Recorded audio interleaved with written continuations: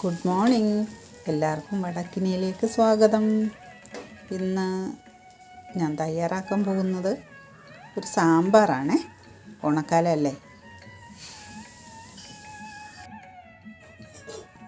ചേനയും പരിപ്പും കൂടി ആദ്യം വേവിക്കാം. ചേന ഇടുന്നത് എന്താണെന്ന് വെച്ച് കഴിഞ്ഞാൽ ചേനയ്ക്ക് ചിലപ്പോൾ വേവ് കൂടുതലുണ്ടെങ്കിലോ എന്ന് വിചാരിച്ചാണ്.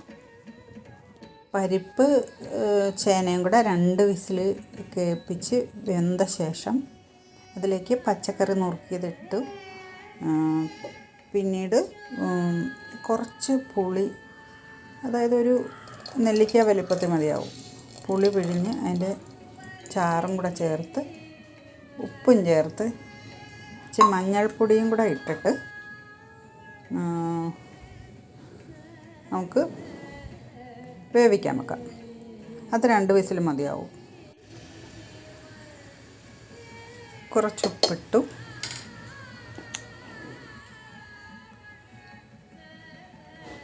കുറച്ച് മഞ്ഞൾപ്പൊടി ഇട്ടു.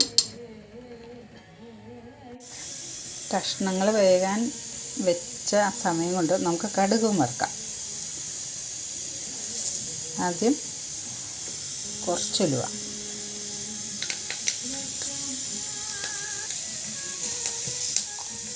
കുറച്ച് കടുക്,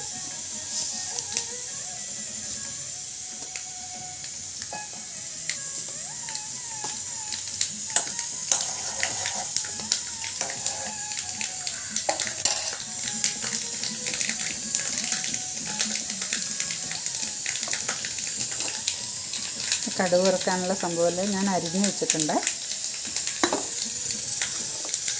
ചുമന്നുള്ളി,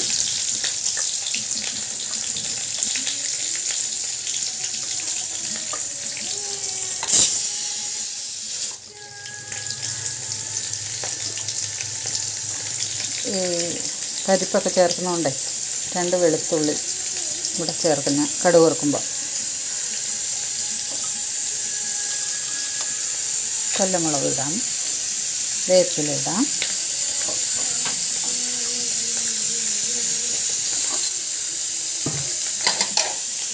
മിക്സിക്കാണ്.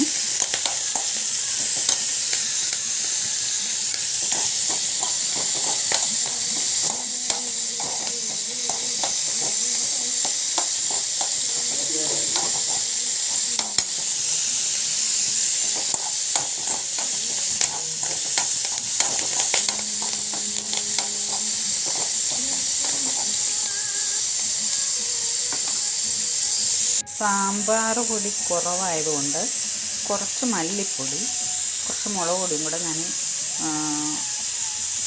ഇതിലേക്ക് ചേർത്തിട്ടുണ്ട്. കുറച്ച് മഞ്ഞൾപ്പൊടി, കുറച്ച് ഉലുവാപ്പൊടി.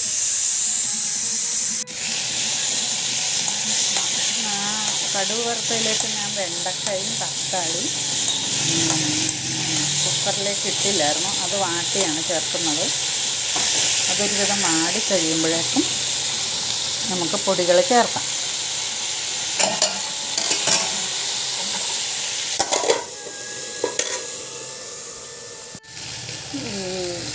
കഷ്ണം ഒരുവിധം വാടി നമുക്ക് പൊടികളെല്ലാം ചേർക്കാം.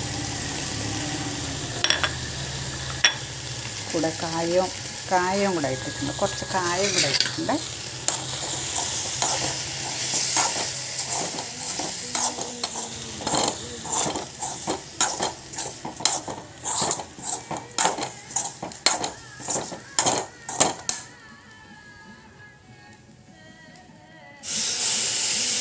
കുറച്ച് വെള്ളം ചേർത്തിട്ട് നന്നായിട്ട് തിളക്കുമ്പോൾ നമുക്ക് കഷ്ണത്തിൻ്റെ കൂടെ ചേർക്കാം.